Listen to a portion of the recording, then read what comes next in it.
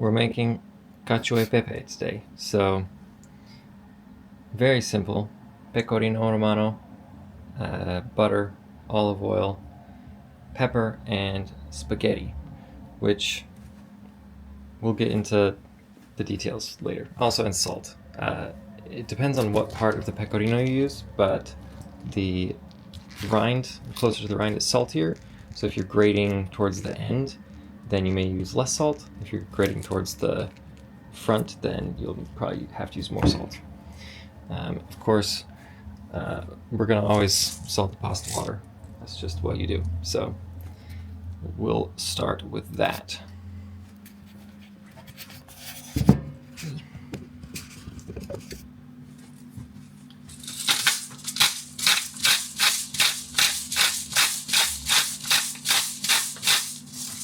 There's probably some specific amount of salt you're supposed to put in there, but I don't know. I just make it salty. So, should you put it there? Oh yeah. So, basically, all we need to do is we need to grate the cheese. And that's basically the only manual labor we have to do. Everything else is just letting it kind of sit and do its thing. So, yeah, you can grate the cheese.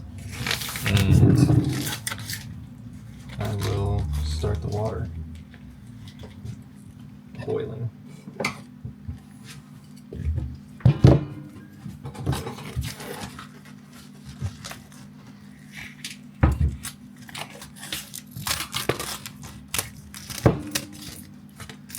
You can use any grater, but the finer the end result is better because it's going to melt more evenly, basically.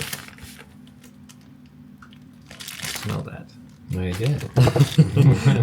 Yes. You don't even have to get close. Yeah. It smells very sheepy. Yeah, isn't that weird how it kind of smells like sheep? Yeah. Like milk doesn't smell like cows, but which is a good thing. I'll get you a bowl. Maybe something like this.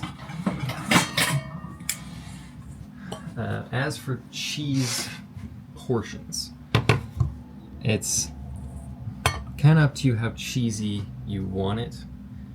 I think I like right around 40 grams per portion, but I'll look when it's done and make sure that that's what I actually like. Okay. So that's 0 to 9. Just grate it into there. Don't worry about the scale. Okay. Okay, 144 grams. As it turns out. But yeah, grate the other side because that's the rind.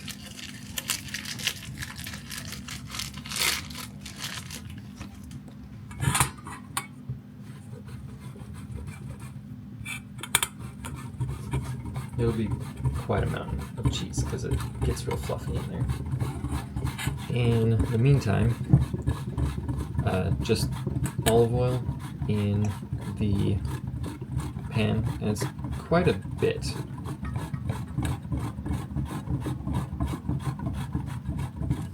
Maybe 6 tablespoons for 3 portions.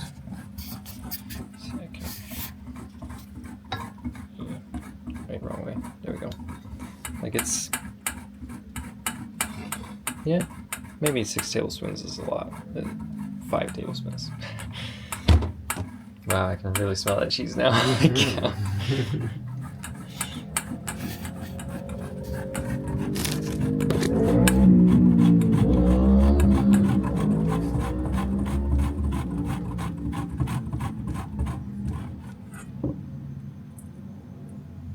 You want to see how much we have? Yep.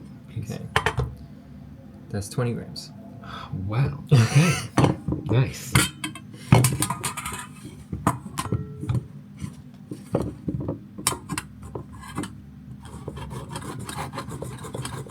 So the first few times I made this, I didn't use butter.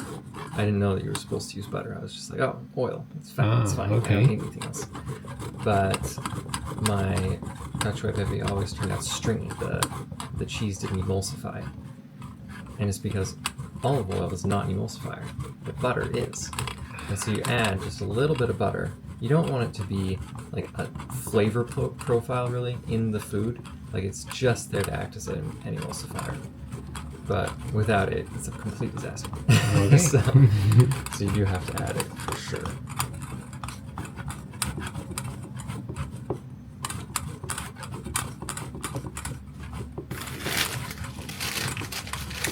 And this spaghetti says 11 minutes, which in English means like 9 minutes.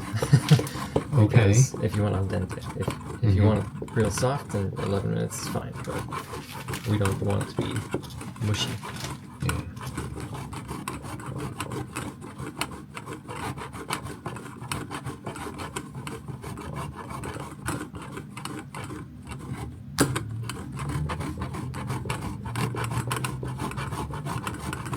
This arm gets tired and wants to fall off, and you use the other one. Yeah, let's see how much we have. 46 grams. Yeah, that's a lot. I can take a turn if you want. So are we trying to get to 120?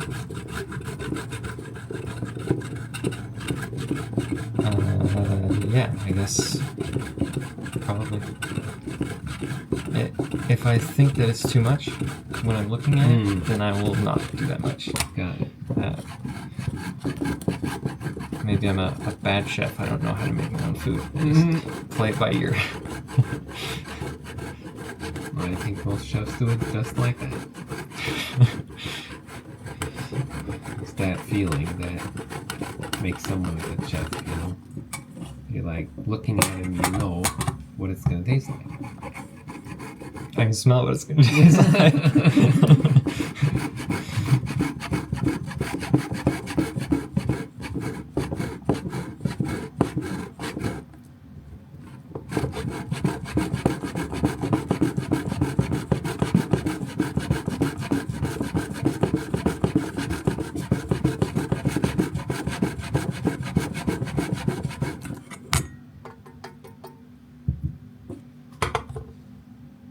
92 grams, yeah. I think 120 grams is going to be good.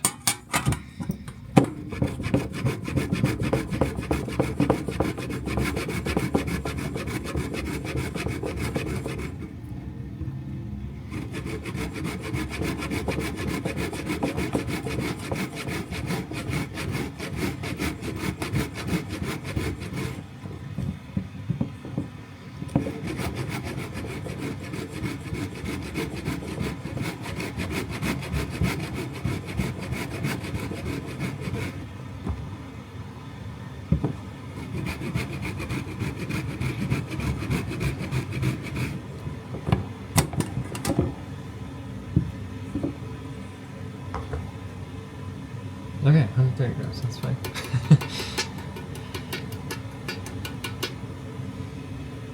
And then, when it's ready, we'll grate some over the top for good measure. Okay. Okay, the water is warming up. I guess there's nothing else really to So do you've for done all a the work. second. Okay, so now I'm going to do 100 grams per person. So 300 grams, which is 500 grams, so maybe this much.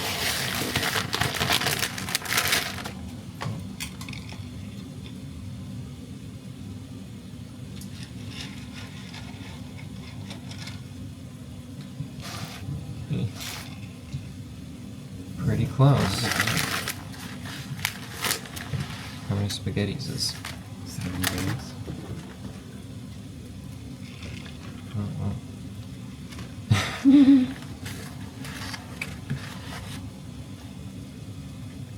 Call that good. Nice.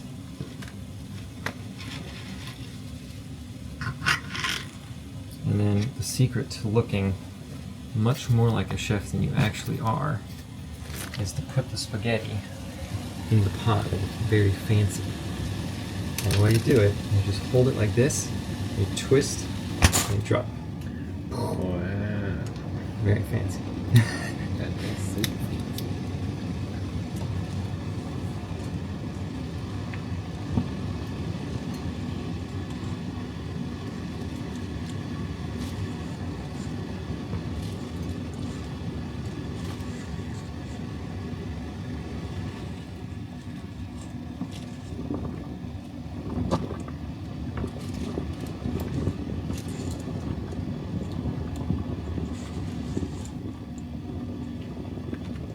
Okay, and then set the timer for 9 minutes, which is 2 minutes less than what the package says. In the meantime, we can start to sizzle our pepper. It's a little bit premature, but it just needs to sizzle for just a second. Let's see. I want kind of bigger pepper chunks.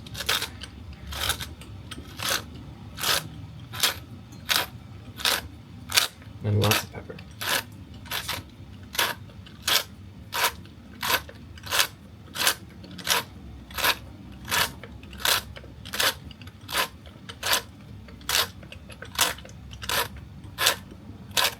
Okay, we'll start with that. Uh-oh.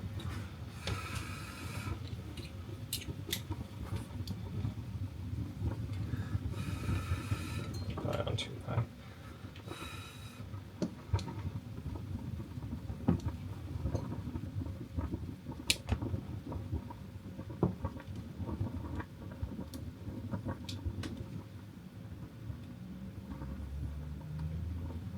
In this case, there's really not much of a sauce preparation, but as a rule, the sauce always waits for the pasta, not the other way around. Mm-hmm.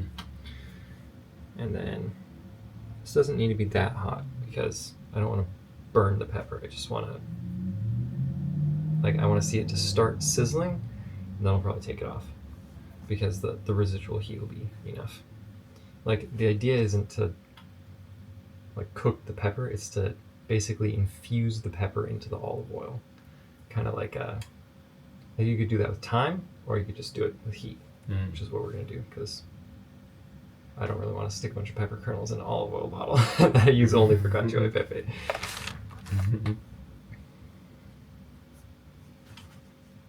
So now we wait again. Okay, so it is just starting to sizzle a little bit. You can't hear it really, but I can see little tiny bubbles and other movement in there.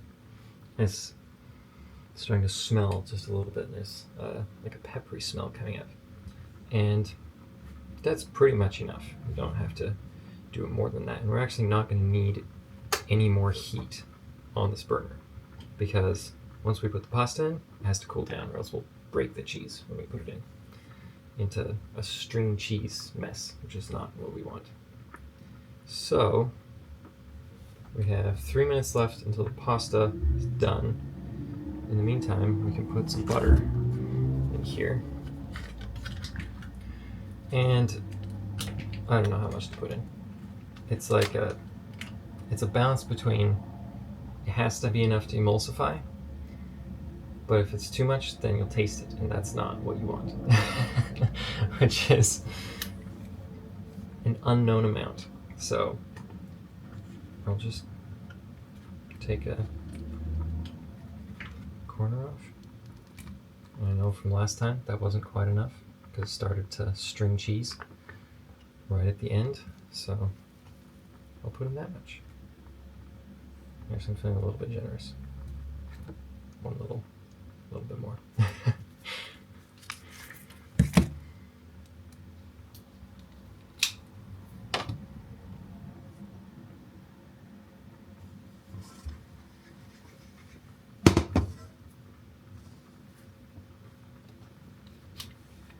Okay, 1 minute. We're getting pretty close. And then try this real quick. Make sure that it's actually getting done. That's ready. Which means we don't need that timer. And then directly into the pot.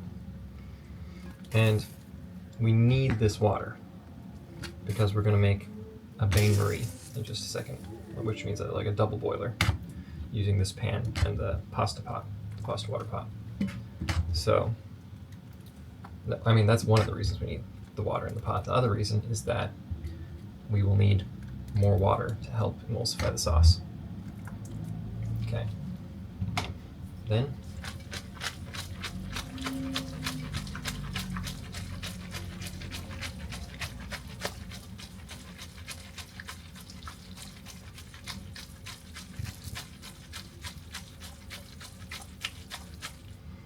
You can see there's like already like emulsion starting to happen in here. Put that camera up a little bit, but we want a little bit more water.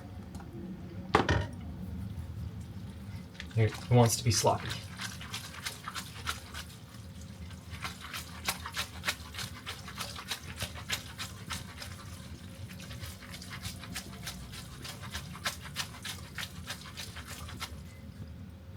If you don't have a pan that you can toss this in, like I know you only have like big pans, then you can just stir it. Like you can just grab this and just stir it around like this.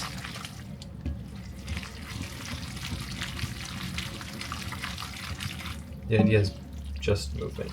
Just needs to get the sauce, the starch and the fat need to make the water and the fat, or I guess the starch needs to make the water and the fat come together.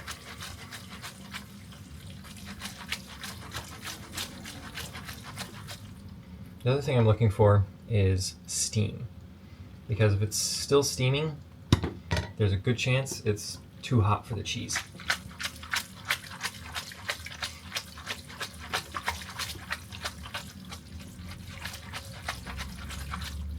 Right now, there's still a fair bit of steam, so I'll just keep tossing it a little bit longer because we can always make the cheese warmer. We cannot unwarm the cheese and unstring it. Once it has strung, it's stringed. But I mean, even now, there's technically already a sauce. It's just a oil, butter, pepper sauce instead of a cacio e pepe sauce. So I think that's probably enough of that. And then a little bit more water. And then we'll start with the cheese, just a little bit at a time.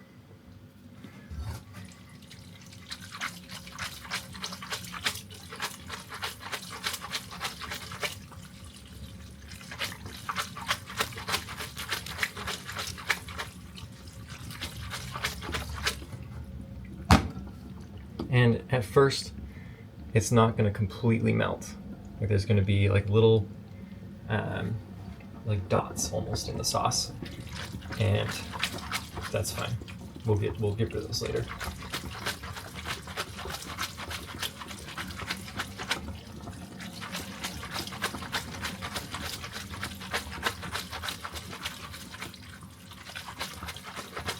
And if it starts to like not slop around quite as much as you want, then just a little bit more water.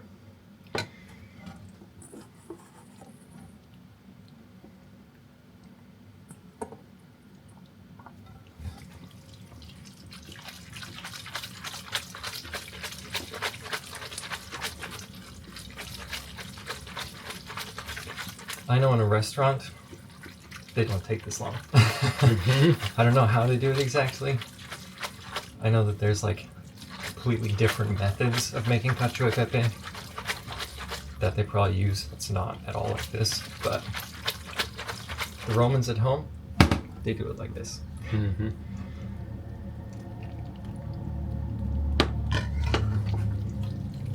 I got a big chunk of cheese in there.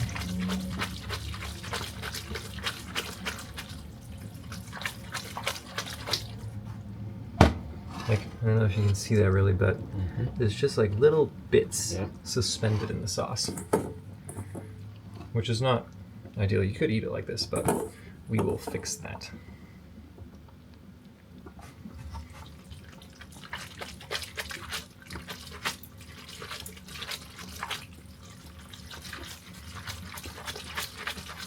If you have an apron, a good time to put it on would have been like 10 minutes ago.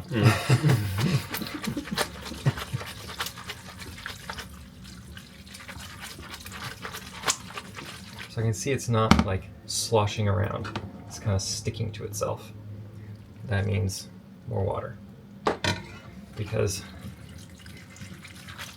like it's not supposed to be like a thick American gravy kind of sauce. It's like, I don't know how to describe it. It's like a loose, happy sauce. It just kind of, like, it coats it, but like if you were to lift it up, like it might drip off a bit, you know? Okay, we're almost through all this cheese. Put the rest of the water. And then we can finish it.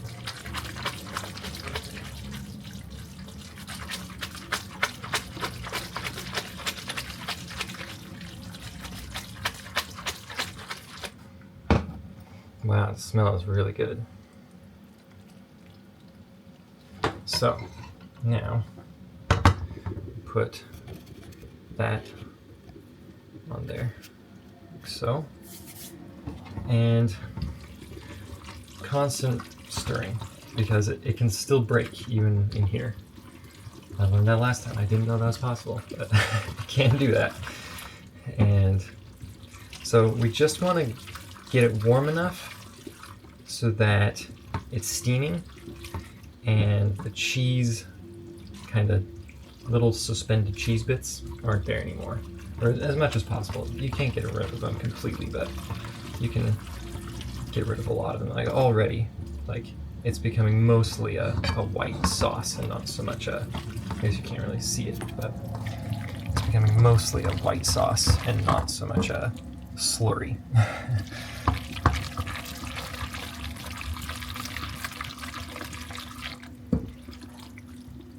So now I'm just waiting for it to get hot, basically, so that it's not cold when we eat it. And always watching for strings, because if you see strings, then you're done. You just take it off. It's okay if there's a few strings, but you don't want to just let the whole thing get stringy. Like no amount of stirring or anything is going to get rid of them. So.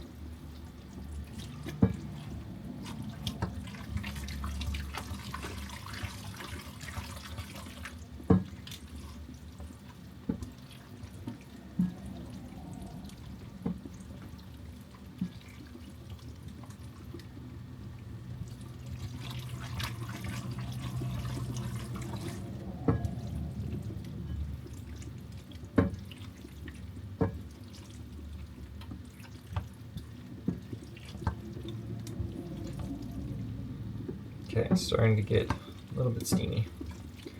Just exactly what we're looking for.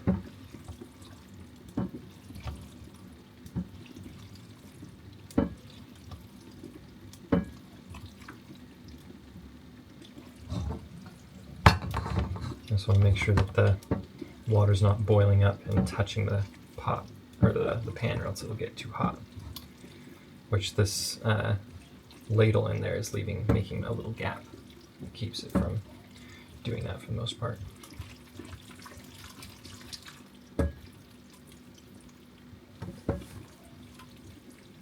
Wow, that is so creamy.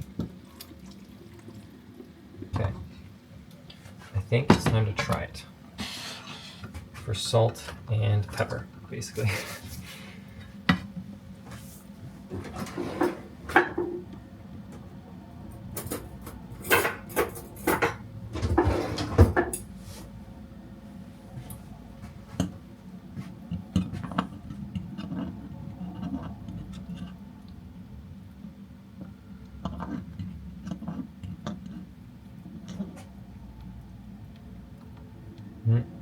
Very fun.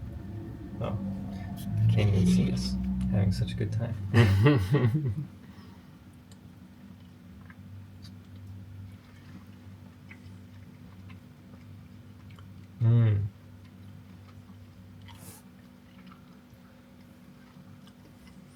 Wow, that is so pecorino-y. Yeah, that is good. Yeah, I'm not gonna add salt for sure. Plenty salty, which we only added salt to the water and the salt from the cheese. There's no like added salt really besides that. I could use a bit more pepper, but I'm gonna put that on when we plate it, so that's fine. Cool. Yeah, tastes wonderful. Wow, I am excited. Okay, so the plating procedure. So we can just put some of this stuff away.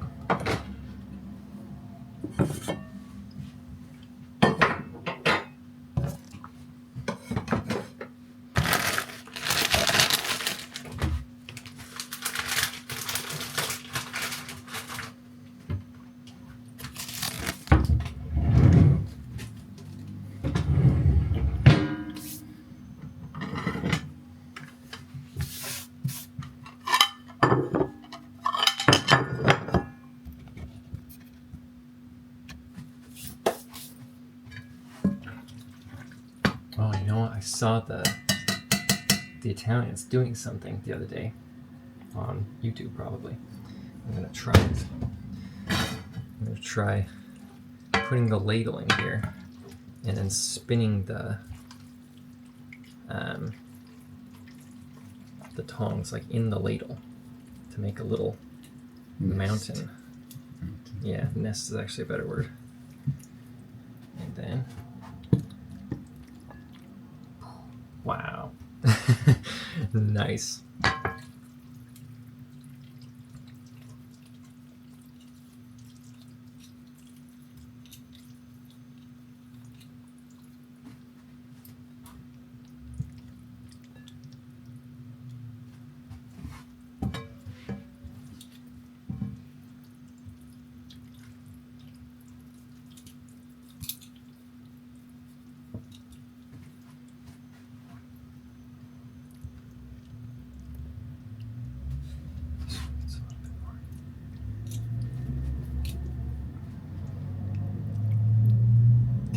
Then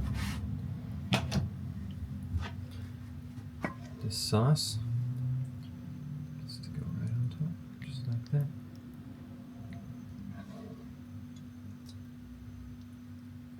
Now, if that doesn't melt your mouth right now, I don't know what will.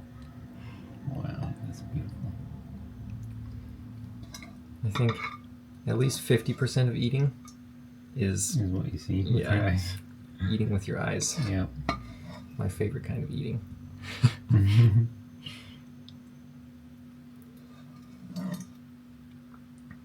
guess that's why people go to fancy restaurants, so they can eat with their eyes as well as their mouths, obviously. Okay, and then pepper just all around. Obviously, you can experiment. Maybe you want more pepper, maybe you want less pepper. I like it pretty peppery. So, everybody gets peppery. And then cheese. Traditionally, this would be grated with like the little holes grater. So it's kind of crumbled instead of, I don't know, sliced off in little tiny ribbons, which looks a little bit better, but more dishes, so.